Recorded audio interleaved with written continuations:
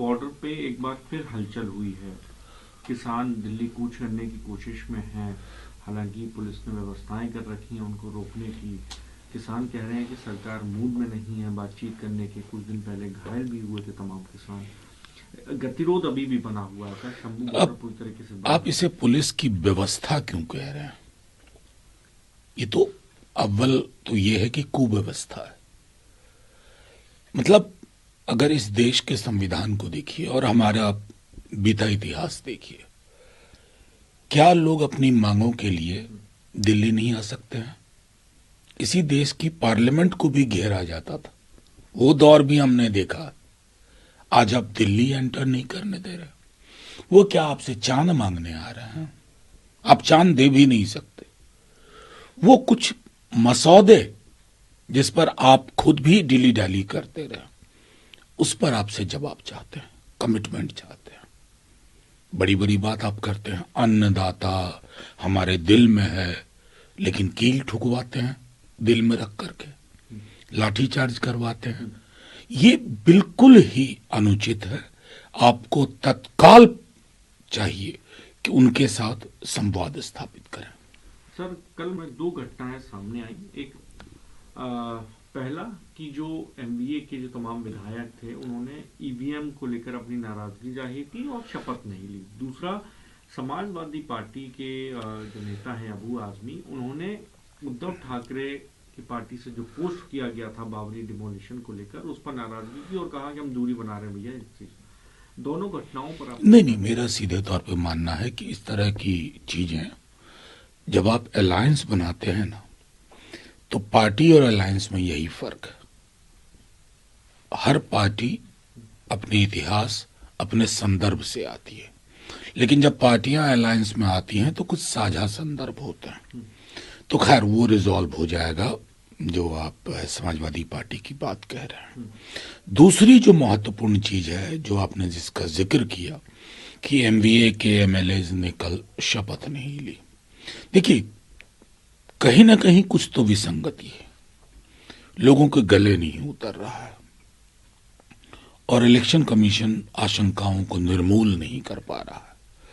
तो जाहिर तौर पर इतना तो प्रोटेस्ट का अधिकार होना चाहिए कि मैं आज शपथ नहीं लूंगा, आगे चल के कभी शपथ लूंगा। इससे ज्यादा मैं समझता हूं इसमें कुछ और है नहीं।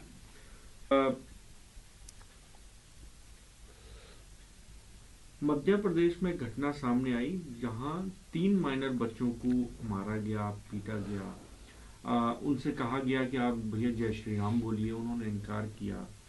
अब इस पे क्योंकि राजनीतिक बयान आना शुरू हुए। इल्तिजा जो जम्मू कश्मीर में नेता है, उन्होंने कहा कि हिंदुत्व एक बीमारी हो गई है, ये तमाम युवाओं को, तमाम समाज को इफेक्ट कर रही है। बाकी कांग्रेस पार्टी से भी बयान आया कि भैया इस तरीके की घटनाएं नहीं होनी चाहिए। अलग अलग बयान आ रहे हैं, लेकिन जो माहौल जो हुआ, माइनर बच्चों के साथ मारपीट हुई, उस पर आपकी क्या? नहीं नहीं, उससे पहले मुरादाबाद में क्या हुआ, एक डॉक्टर ने एक मकान बेचा, उस कॉलोनी के, गेटेड कॉलोनी के लोग सड़कों पे आ गए कि मुसलमान यहां नहीं चाहिए। ये हम अपना देश बना चुके हैं। ये मैंने गुजरात में देखा था 2002 के बाद। अब पूरे देश की नजीर बन रही है। अब छोटे बच्चों के साथ कर रहे हैं, पता नहीं सारे चाइल्ड राइट एक्टिविस्ट कहां हैं। किस मुंह से हम बात करेंगे बांग्लादेश की? मैं बार बार कह रहा हूं, लोग समझ नहीं रहे हैं, समझेंगे विलंब से। हम एक भूभाग थे, बांग्लादेश, पाकिस्तान, इंडिया। हिंदुस्तान महात्मा गांधी कह के गए थे, किसी भी सभ्यता की पैमाइश होती है, मूल्यांकन होता है कि वहां के माइनॉरिटीज से आप किस प्रकार का व्यवहार करते हैं। आज अगर हमारा खुद का व्यवहार एक लंबी लकीर वाला होता ना, तो बांग्लादेश में हम इंटरवीन करते टॉप लेवल पे, हम क्या कह पाएंगे? मेरे लिए ये चिंता का विषय है। ये महासागर वाला देश, इसको तालाब बनाने की कोशिश कर रहा है। प्रधानमंत्री जी गोयना में अभी बोल रहे थे, अब तो हो गया होगा 1.5-2 हफ्ता, कितनी बढ़िया बढ़िया चीज, प्यार, सबको साथ लेके चलने की बात। आज ही उन्होंने कार्डिनल जो केरला से चुने गए उसके उनके लिए कितनी अच्छी बात कही है। लेकिन ये मल्टी फेथ कंट्री है, उसमें हिंदुस्तान में फिर से कह रहा हूं, हमारा महासागर का चरित्र, हमें पूरे दक्षिण एशिया में एक लंबी लकीर खींचनी चाहिए और बाकी मुल्कों को कहना चाहिए कि हमसे सीखो। क्या हम ऐसा कर पाए? मेरी चिंता वहां है। सर एक आखिरी सवाल, कल फिर से पार्लियामेंट शुरू होगा, आप लोगों की क्या रणनीति रहेगी? क्योंकि कई पार्टी अलग अलग इश्यूज पे साथ नजर नहीं आती हुई नजर आ रही हैं। अब क्योंकि कैश कांड भी स्टार्ट हो गया है, अडानी का इशू चल नहीं रहा नहीं, है। देखिए अव्वल कैश कांड तो इसको फूक करके बैलून बनाया जा रहा है भाई, बड़ा बैलून ऐसा है नहीं। उन्होंने कहा मेरा है नहीं, अब कोई उनके यहां कोई नारकोटिक्स ही रख दे किसी के यहां, तो ये एक अलग मसला है। लेकिन पार्लियामेंट है किस चीज के लिए?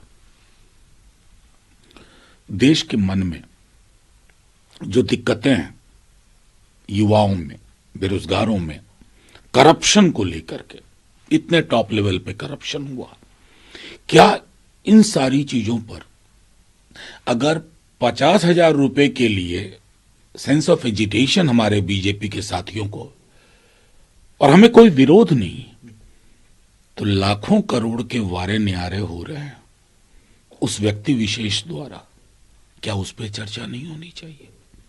संसद इसीलिए बनी है ना, मृत इमारत नहीं है ना, जिंदा इमारत।